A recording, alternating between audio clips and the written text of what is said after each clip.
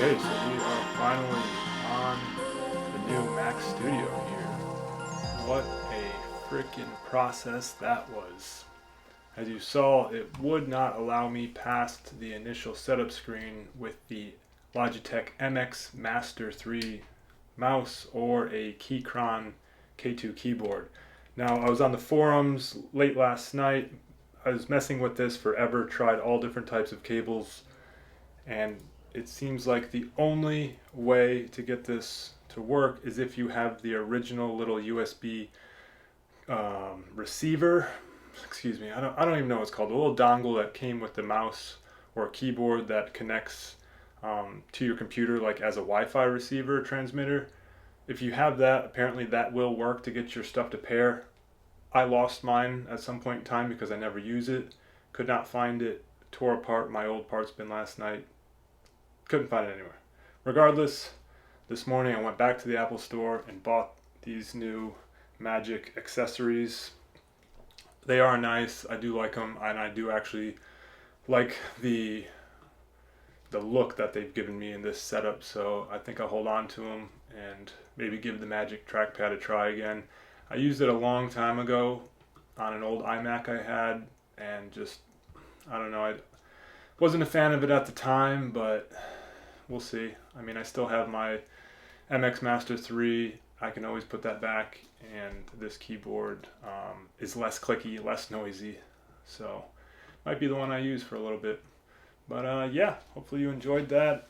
Hopefully you don't run into the same issues. Just know if you are getting a Mac Studio, know that you will need either certified Apple mouse and keyboard. They can be the old ones, new ones. Any Magic keyboard or mouse will work, but you will need to get past that initial startup screen. So you either need that, you need the USB transmitter dongle to connect to your other Bluetooth devices if they are not Apple related, or I've also heard you can just use any old wired keyboard and mouse.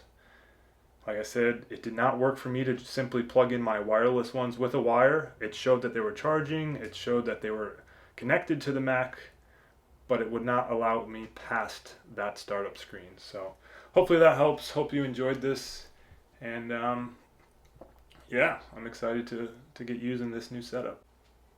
You may have noticed that I set the Mac Studio display on top of the Mac Studio last night.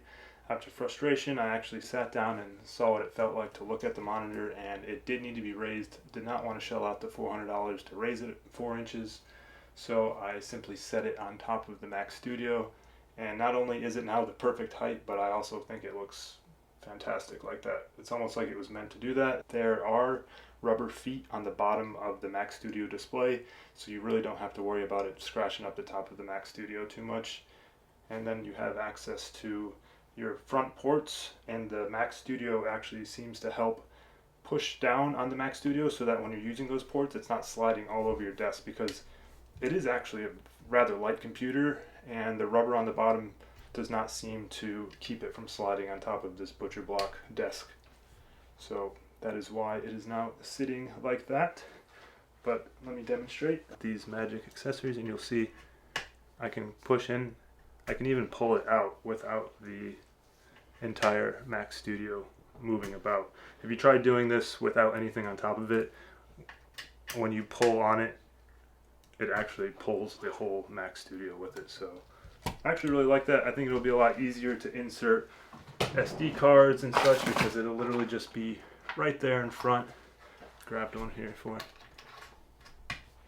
And I mean, that's money. That's perfect.